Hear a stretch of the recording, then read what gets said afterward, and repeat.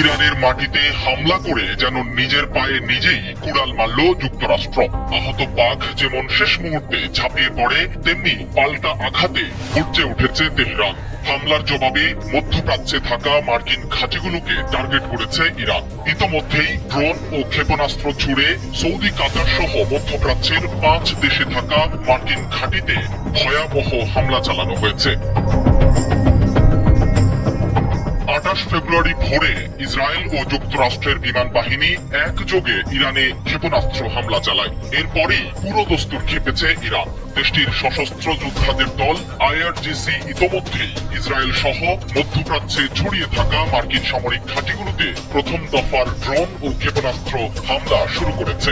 Tehran সাফ জানিয়ে দিয়েছে, তাদের মাটিতে আঘাতের পাল্টা জবাব হবে অত্যন্ত কঠোর এবং লক্ষ্যবস্তু হবে প্রতিটি মার্কিন আস্তানা। ফরাসি সংবাদ সংস্থা ও ইরানের নিজস্ব গণমাধ্যম বলছে, মধ্যপ্রাচ্যের অন্যতম বৃহৎ মার্কিন ঘাঁটি কাতারের আল উদেইদ, কুয়েতের আল সালেম, সংযুক্ত আরব আমিরাতের আল ধাফরা এবং বাহরাইনে অবস্থিত মার্কিন পঞ্চম নৌবহরকে লক্ষ্য করে ইরান বৃষ্টির মতো মিসাইল ছুড়েছে। এই ঘাঁটিগুলো বছরের পর বছর ধরে ওই অঞ্চলে মার্কিন আধিপত্যের প্রতীক হিসেবে কাজ করে আসছিল, যা এখন ধ্বংসের মুখে।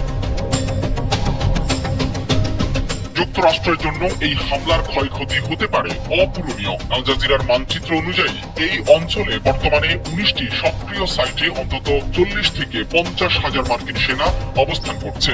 ইরানের নিখুঁত ব্যালিস্টিক ক্ষেপণাস্ত্রগুলো যদি সরাসরি ব্যারাক বা আবাসে আঘাত হানে, তবে দ্বিতীয় বিশ্বযুদ্ধের পর মার্কিন সামরিক ইতিহাসে এটি হতে পারে সবচেয়ে বড় সৈন্য ক্ষয়ের ঘটনা। বিশেষ করে কাতার ও কুয়েতের মতো ছোট দেশগুলোতে থাকা মার্কিন জনশক্তি এখন আক্ষরিক অর্থেই ডেথ ট্র্যাপ বা মৃত্যু ফাঁদে পরিণত হয়েছে। ইরান গর্জে ওঠায় সামরিক সরঞ্জামের দিক থেকে বড়